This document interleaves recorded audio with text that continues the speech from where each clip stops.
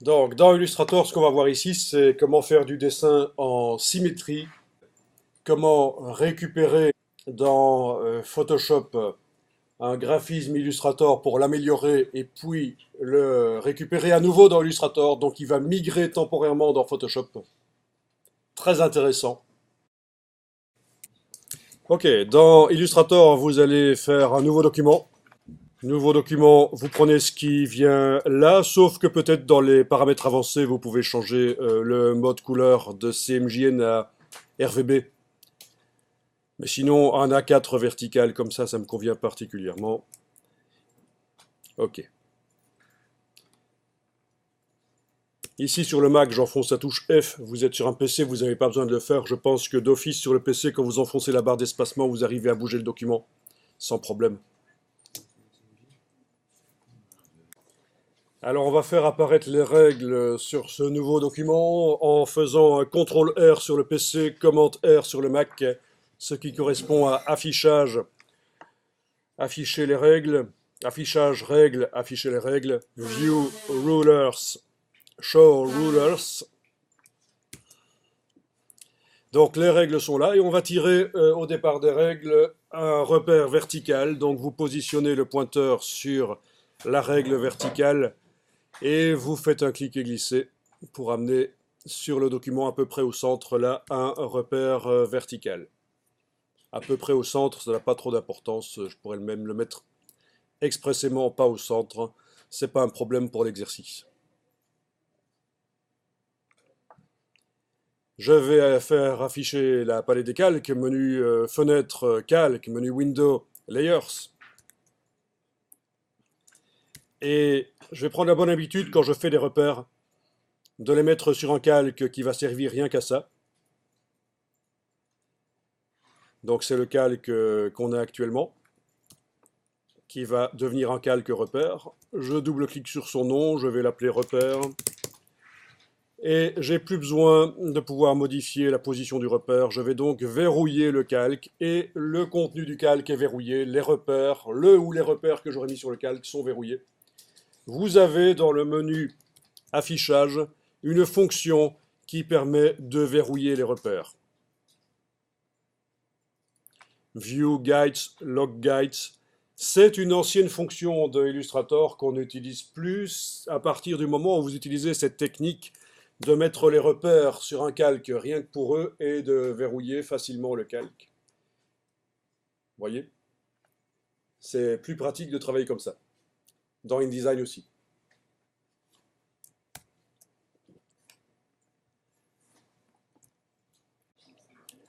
Alors voilà, je vais prendre le crayon pour dessiner des vecteurs, pas avec la plume, mais plutôt avec le crayon. Donc, derrière l'outil conception de forme, le Shaper Tool, vous avez, pas conception de forme, l'outil Shaper Tool, parce que conception de forme, c'est ici. Vous avez en fait le crayon qui est là, et vous allez dessiner, on va dire, la forme d'une feuille d'arbre, par exemple, c'est assez facile. Donc je commence sur le repère là, et je vais dessiner à gauche, donc bon, ok, il faut que je crée un calque évidemment pour pouvoir dessiner dessus. Pour l'instant, j'ai oublié de créer le calque. Donc je clique sur le bloc de feuille pour créer un calque pour pouvoir dessiner avec le crayon. Et je dessine ma feuille d'arbre vite fait, voilà comme ça.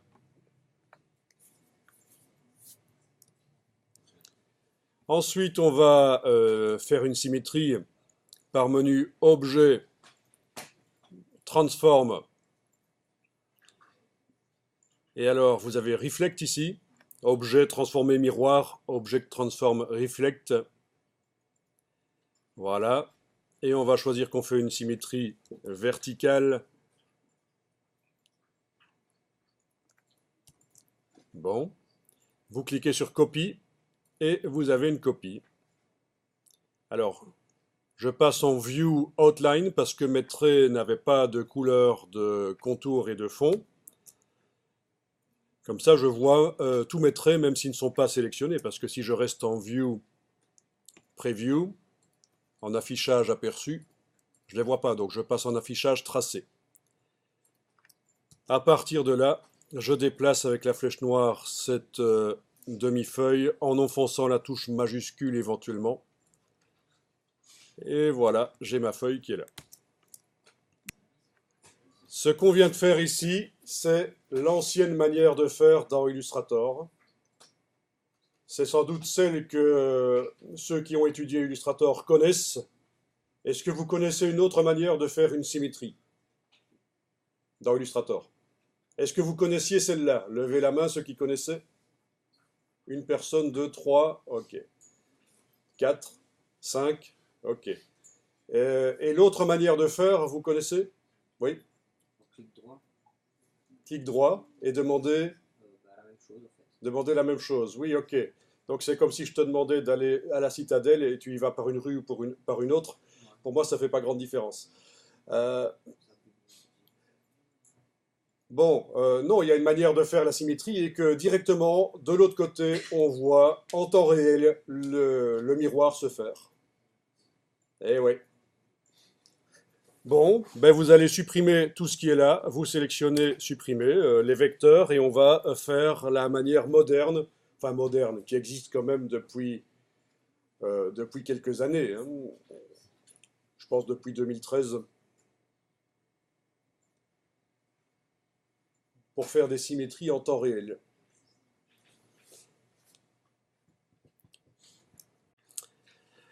Ok, donc on y va, vous avez supprimé les vecteurs. Avec le crayon, vous allez poser un point sur le repère. Clic. Évidemment, ça ne marche pas. Pourquoi? Parce que je suis... Il va falloir commencer à la plume en fait. Prenez la plume. Avec la plume, posez un point sur le repère. Je vais enfoncer la touche verrouillage majuscule pour avoir le pointeur précis sur le document, là, la touche verrouillage majuscule. Je suis bien en train de travailler sur le calque 2. Voilà, je clique sur le repère, zoomer éventuellement, voilà, un point, c'est bon. J'ai pas besoin de plus pour l'instant.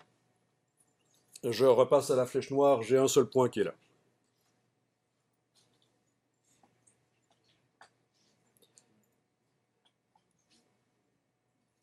Alors, je vais lui demander qu'il ait aucune couleur de fond, mais qu'il ait un contour noir, donc case contour à l'avant-plan, et vous demandez du noir. Bon, il s'agit du noir quadri qui n'est pas très profond, mais c'est pas grave. Je sais que si je veux du vrai noir, je vais devoir aller dans la bibliothèque, dans les nuanciers par défaut et aller chercher le nuancier RGB, mais bon, pour ce que je veux faire ici, le noir quadri qui est en fait du gris foncé, ça suffira. Donc voilà, je démarre en fait, et pour l'instant il n'y a qu'un seul point, un trait sans couleur de fond, c'est important, et avec une couleur de contour noir. Alors, sur ce point, je vais mettre un effet spécial. Donc, je vais faire apparaître d'abord la palette aspect, menu Window Appearance, menu Fenêtre Aspect. Donc, dans la palette aspect, ben, je retrouve les caractéristiques de mon début de tracé. Pas de remplissage et une couleur de contour. Et je vais lui mettre un effet spécial. Effet Effect Distort and Transform. Alors, pas Free Distort. Transform. Voilà. Effect Distort and Transform. Transform. Vous avez bien votre point qui est actuellement sélectionné. D'ailleurs, s'il n'était pas sélectionné, vous n'auriez pas la case aperçue qui peut être cochée.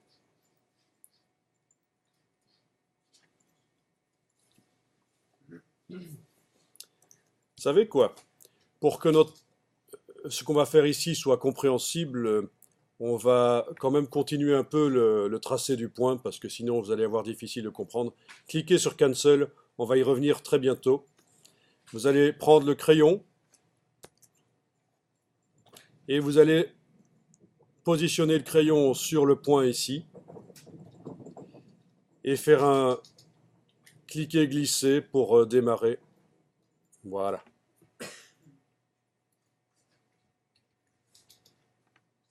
Donc ce sera plus facile à comprendre ce qu'on va faire si vous voyez visuellement derrière, grâce à la case aperçue, ce qui va se passer. Quand on sait comment ça marche, on n'a pas besoin de démarrer comme ça, mais vous ne savez pas encore, donc dessinez un trait qui démarre donc du repère et qui va vers la gauche. Ok, donc sur ce trait, je vais dans le menu Effet, Distort and Transform, Transform. Vous n'avez pas encore d'effet Transform dans la palette Appearance. Vous ne voyez pas d'effet Transform qui est là. On est d'accord, hein? C'est la première fois que vous allez dans Effect, Transform Effect. Vous n'avez pas encore cliqué sur OK et appliqué quelque chose. Donc je peux cocher Preview. Je vais demander Reflect X, donc miroir sur l'axe, enfin miroir en abscisse, on va dire. Voilà. Et vous voyez que ça se retourne. D'accord? Il va falloir indiquer ici où se trouve l'axe de miroir. Pour l'instant, il est au centre. Donc pour l'instant, l'axe de symétrie est au centre de l'objet. On va dire qu'il est à droite de l'objet, et c'est grâce à cette petite case que vous allez pouvoir le dire. Voilà. Donc là, vous voyez que l'axe de symétrie est à droite de l'objet.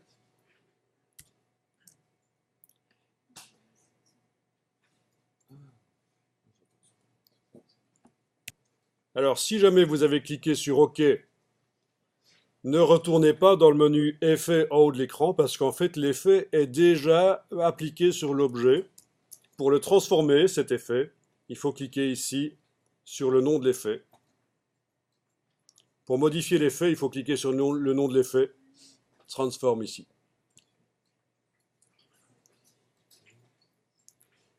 Alors, pour l'instant, on a l'objet qui fait un miroir, mais il disparaît de là où il était. Vous voyez que le trait noir n'est plus là.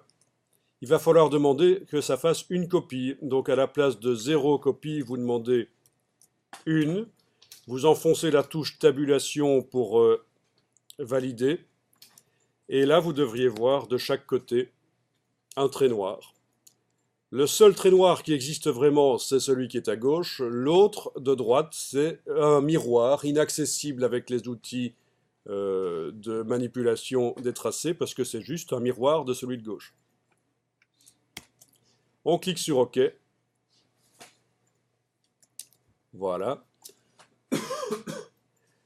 Et on va pouvoir éventuellement supprimer certains points avec la flèche blanche. Vous allez pouvoir cliquer et englober des points, pas celui qui est sur le repère, et supprimer, touche suppression. Voilà. Donc il vous reste un point avec l'effet de transformation qui est mis dessus, que ce que vous aviez demandé, Reflect X, axe de symétrie sur la droite de l'objet, une copie. Et bien là, il faut dessiner en symétrie avec le crayon. Voilà, quand vous lâchez le bouton de la souris, et là vous pouvez faire des CTRL Z si vous voulez, hein.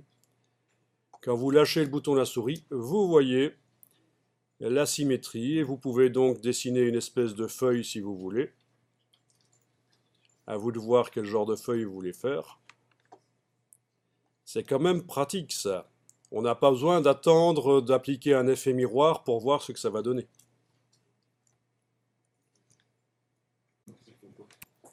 Bon, ben voilà. Après, ça peut être modifié, bien sûr, avec les outils. La flèche blanche, on peut aller modifier la position de certains points. Voilà. La plume, etc. Donc, tout est faisable. Bon, on va s'amuser à faire un petit personnage, parce que je sens que vous en mourrez d'envie. Un petit personnage on va simplement dupliquer l'objet ici. Prenez la flèche noire, sélectionnez l'objet. Évidemment, la partie droite ici n'est pas sélectionnable, elle n'existe pas.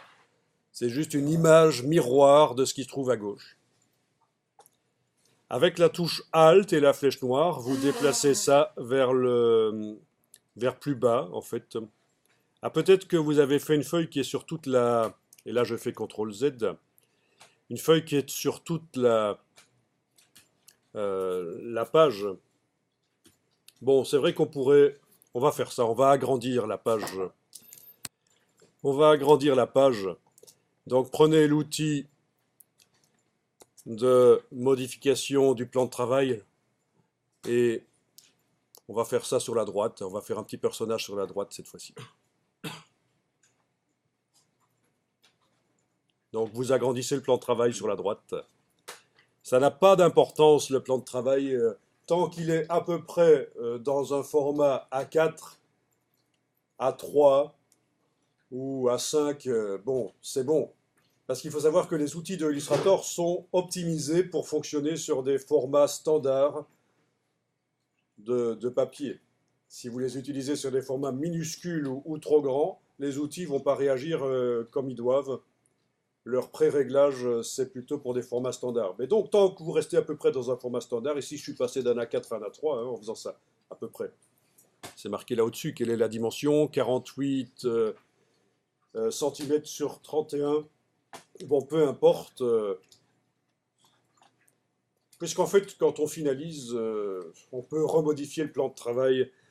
Donc, vous focalisez pas trop sur le plan de travail et ses dimensions pendant que vous êtes en train de faire une illustration dans Illustrator. Bien, je vais travailler sur le calque repère maintenant, déverrouiller le calque repère. Donc vous voyez que sa vignette est bleutée, ça veut dire que je travaille sur lui. Je le déverrouille pour pouvoir mettre des choses dessus et je vais tirer un deuxième repère vertical et le mettre à peu près là. Voilà. Donc il y a deux repères sur le calque repère maintenant.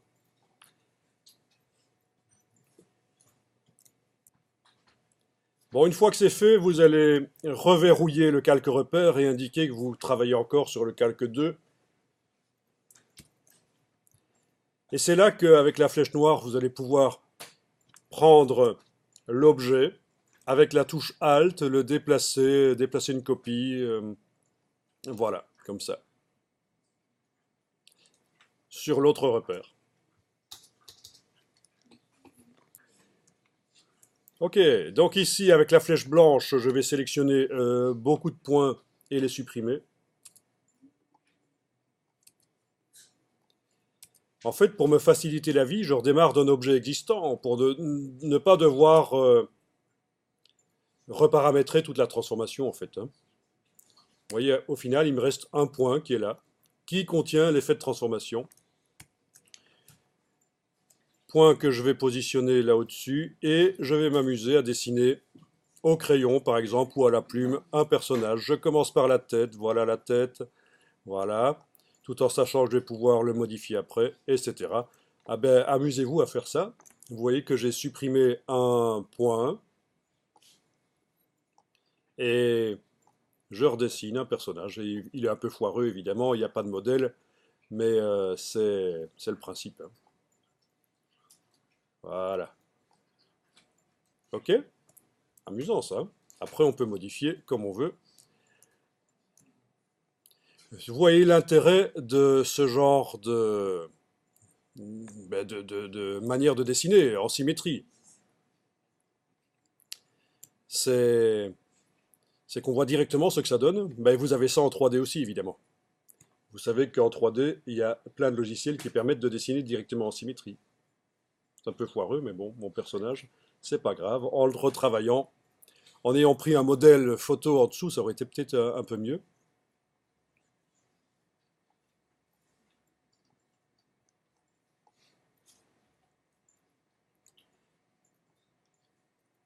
Il est complètement foireux. Il commence à partir en sucette. Oui, il part en sucette là.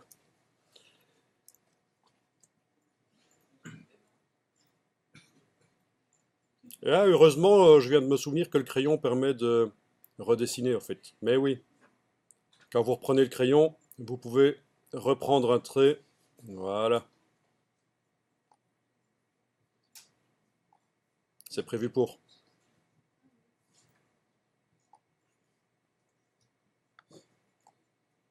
Waouh. Eh oui. Il faut penser à revenir sur le dessin. Voilà. Ok. Ah, faites pas ça aux profs de 3D, hein. Là, ils vont pas vous accepter ce genre d'imbécilité. Ça, c'est sûr. Ah, c'est un zombie.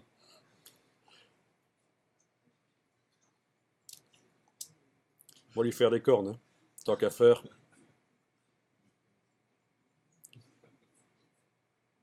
Voilà. Ah. Vous voyez pourquoi on peut s'amuser et délirer un peu. Il a un peu trop de gras, hein.